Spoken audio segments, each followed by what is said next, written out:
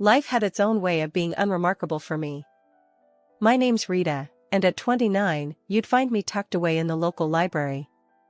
It wasn't glamorous or thrilling, but it was mine. The books were my companions, and the dusty shelves, my domain. I wasn't one for the spotlight, happy to fade into the background. The town was small, the kind where everyone knew your business before you did. My daily routine rarely varied: wake up, work, and then home to my tiny apartment filled with second-hand furniture and a mountain of books. My social life was non-existent, and I was fine with that, or so I kept telling myself. Ethan came into my life on a day much like any other. He was looking for a book, something different, he said. His smile was easy, and his voice had a warmth to it that felt like sunlight breaking through clouds. "Hey, could you help me find a book? I'm feeling adventurous," he said, his eyes crinkling at the corners. "Sure, what genre are you interested in?" I asked, adjusting my glasses, trying not to get too caught up in his gaze. "I don't know, surprise me," he replied with a grin that suggested he enjoyed the mundane challenge he'd set before me. That was the beginning of everything. Our conversations became a regular part of my days. He'd ask about books, and I'd recommend titles, but soon those conversations shifted from the pages of novels to the details of our lives. Ethan was different. He listened, really listened, in a way that made me feel heard for the first time in a long while. One day, he came in looking more determined than usual. "You know, Rita, you're the most interesting person I've met in this town. Why do you hide in here all day?" he asked, leaning on the counter, a playful challenge in his eyes. I laughed, a sound that felt strange even to my own ears. "Well, where else would I go? This town isn't exactly bursting with excitement."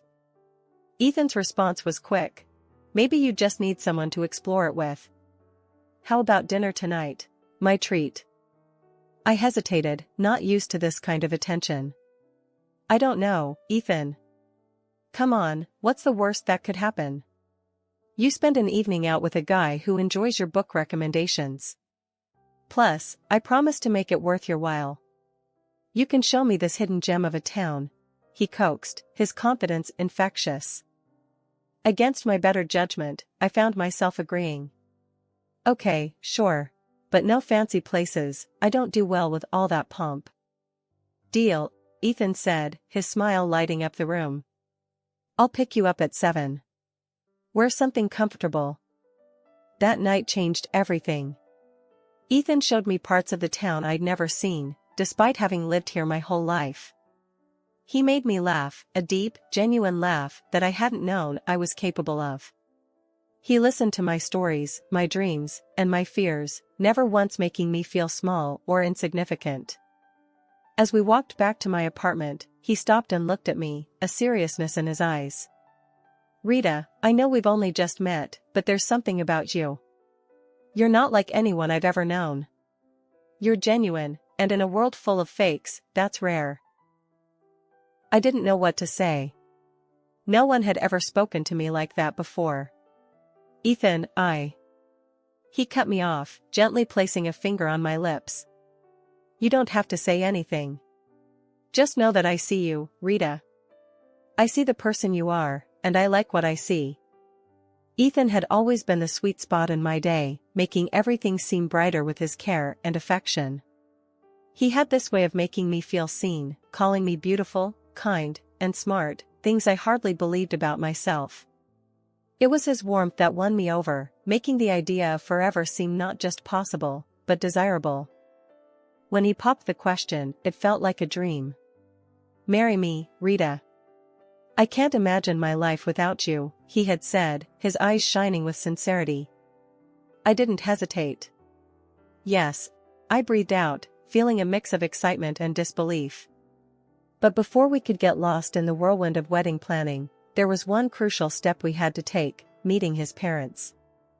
Ethan had given me a heads up, a sort of pre-warning. "My folks, they have a bit of a high standard for who I bring home. But don't sweat it, okay? They're gonna love you once they see how amazing you are," he assured me, though his nonchalance did little to ease my nerves. I was a wreck before the meeting, rummaging through my wardrobe for something that screamed modest yet dignified. It felt like an impossible dress code to crack. Ethan, on the other hand, was the picture of calm, almost disinterested, as if the outcome of this meeting didn't weigh on him at all. "You're overthinking it, Rita. Just wear what you're comfortable in," he said casually, which only frayed my nerves further. The day arrived, and I chose a simple blue dress that I hoped struck the right balance. As we drove to his parents' house, Ethan seemed more preoccupied with the music on the radio than the impending introduction. "You sure they're gonna like me?" I asked, seeking some reassurance. They'll come around. Just be yourself," Ethan replied, his attention briefly flitting to me before returning to the road. His laid-back attitude felt jarring compared to the storm of anxiety brewing inside me. Walking up to the door of Ethan's childhood home, my heart was pounding. His earlier warnings echoed in my head, painting a picture of the scrutiny I was about to face. The door swung open, and we were greeted by Ethan's parents, their expressions hard to read. The dinner that followed was a minefield. Ethan's parents grilled me with questions that felt more like an interrogation than casual dinner conversation. "So, Rita, Ethan tells us you work at a library. Do you see yourself doing that long term?" his father asked, his tone suggesting he found my job lacking. I fumbled for an answer, trying to sound confident. "I love working there. It's fulfilling in a way I can't quite describe," I said, hoping my passion would be enough to win them over. Ethan was strangely quiet throughout, offering little support as I navigated the barrage of questions and veiled criticisms. It felt like I was alone on the battlefield, with Ethan retreating into a role of passive observer. As we drove home, the silence in the car was deafening. I couldn't help but feel disappointed, not just in the evening's events, but in Ethan's indifference. "I thought you said they'd warm up to me." I finally broke the silence, my voice tinged with hurt. Ethan shrugged, a frustratingly nonchalant gesture. "Give it time, Rita. They just need to get to know you better," he said, his words doing little to comfort me. After a few more dinners that felt more like interrogations than friendly meals, it was clear Ethan's folks weren't my biggest fans. They saw me as some kind of gold digger, I guess, which couldn't be further from the truth. I was never after Ethan's money, heck, I barely knew about it until he brought it up himself one evening, saying, "My parents are a bit old school, you know? They worry about the weirdest things, like money and status." One night, Ethan came home looking more serious than usual. "Babe, we need to talk," he said, avoiding my eyes. That's when I knew something was up. "What's wrong?" I asked, feeling my stomach tie up in knots. "It's my parents," he started, finally looking at me. "They're insisting we sign a prenup." "A prenup?" The word felt foreign, bitter on my tongue. "Ethan, you know I don't care about your money, right?" He sighed, running his hands through his hair. I know. And I don't care about it either, not when it comes to us. But they're adamant about it. They think it'll protect both of us or whatever." I was hurt, not gonna lie. It felt like they were already betting on our failure. But I loved Ethan more than I cared about his parents' approval or some stupid agreement. "Fine," I said, more sharply than I intended. "Let's sign it and be done with it. Your money, my money, whatever. I don't care. I just want you."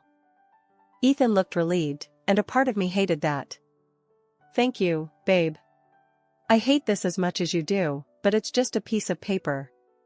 It won't change anything between us." So, we signed the damn thing.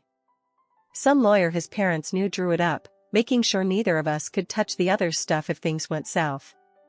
It felt like signing a declaration of distrust before we even started, but I pushed those thoughts away. I was in love, and love was supposed to conquer all, right? Our wedding was nothing grand, just the way I wanted it. A few close friends, an intimate ceremony, and the promise of forever. I moved into Ethan's place shortly after.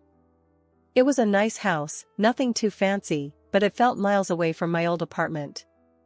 Ethan's parents lived nearby, which I soon found out meant surprise visits that were more about checking up on me than anything else.